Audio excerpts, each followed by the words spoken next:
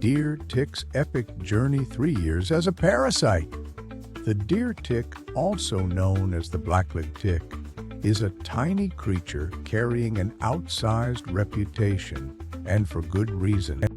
It's the primary vector for Lyme disease, impacting millions of people worldwide. But what's truly remarkable about this little parasite isn't its ability to spread illness, it's the astonishingly long time it spends actively feeding and developing. We often think of ticks as brief nuisances, but many deer ticks endure a parasitic existence spanning up to 3 entire years. This extended lifespan involves multiple hosts: mice, birds, deer, each stage of their life cycle requiring a different animal for survival and growth. It's an incredible feat of adaptation, allowing them to persist and spread throughout diverse ecosystems. These newly hatched deer tick larvae are truly remarkably and quite alarming when you consider their immediate priorities. They're incredibly small, often less than a pinhead in size, making them practically invisible without magnification. Almost as soon as they emerge from the egg, these tiny ticks begin their search for a blood meal. Their preferred hosts at this stage are typically small mammals like mice and chipmunks, creatures that unknowingly become vital to the tick's survival and subsequent life cycle. Once those tiny larvae have had their first taste of blood, they don't immediately continue growing. Instead, they settle in for a long wait, finding shelter within the fallen leaves and organic debris on the forest floor. This overwintering period is crucial to their survival. It allows them to endure the cold temperatures of winter. It's quite remarkable these larvae can remain dormant for several months, effectively pausing their development until conditions become more favorable. During this time, they're protected from predators and harsh weather, patiently biding their time until warmer days arrive.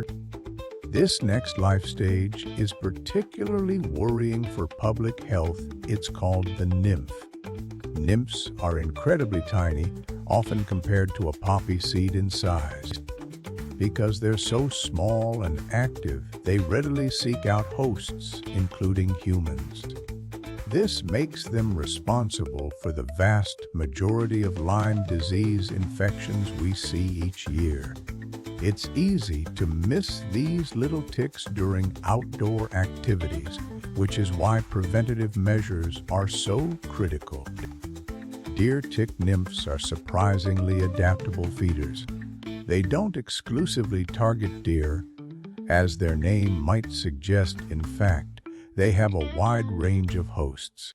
You'll find them feeding on white-footed mice, squirrels busily gathering nuts, various bird species, and yes, occasionally deer too. This broad diet means their nymphal stage can last much longer than you might think, extending from fall all the way through spring.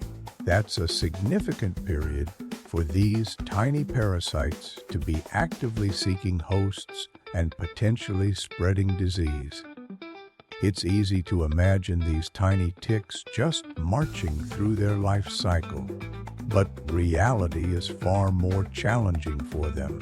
The truth is, survival isn't guaranteed at any stage. A huge number of deer ticks don't make it past each developmental phase. They face significant hurdles.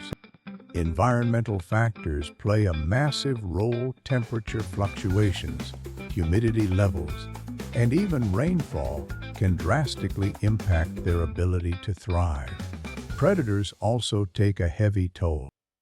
Birds, reptiles, amphibians, spiders, and even other insects regularly feed on ticks at various stages of development, keeping populations in check. These pressures mean that only a small percentage actually complete the full journey from egg to adult. Once an adult female tick has finished feeding, and that can take several days, she's driven by a powerful instinct to reproduce.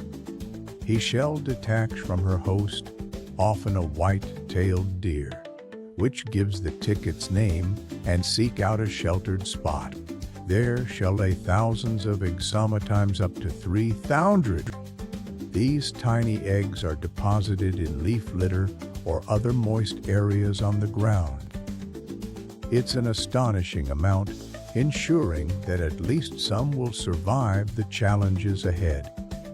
After this monumental effort, her role is complete. The adult female tick dies, having fulfilled her purpose in the tick life cycle.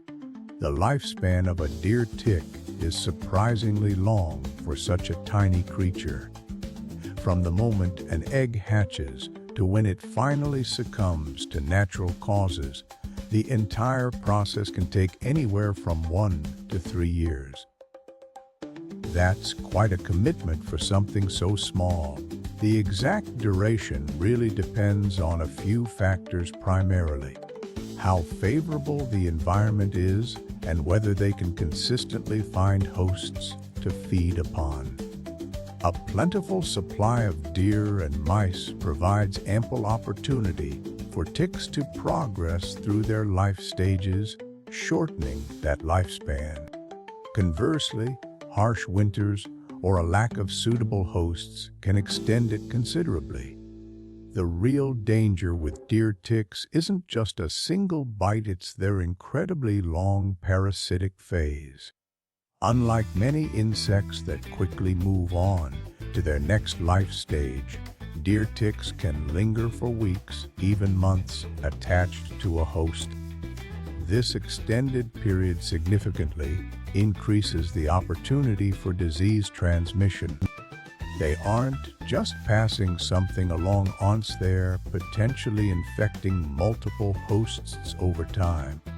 That's how diseases like Lyme disease, anaplasmosis, and babesiosis are woven into such a complex web of transmission, spreading across entire ecosystems as ticks move between animals and even humans. The duration a deer tick spends feeding is surprisingly long, often lasting anywhere from 3 to 12 days, and sometimes even longer for nymph ticks. This isn't just a quick sip, it's an extended period where the tick is firmly attached and actively taking blood meals. During this time, they increase dramatically in size as they engorge themselves. Knowing this time frame is incredibly important because it directly impacts how we approach tick control.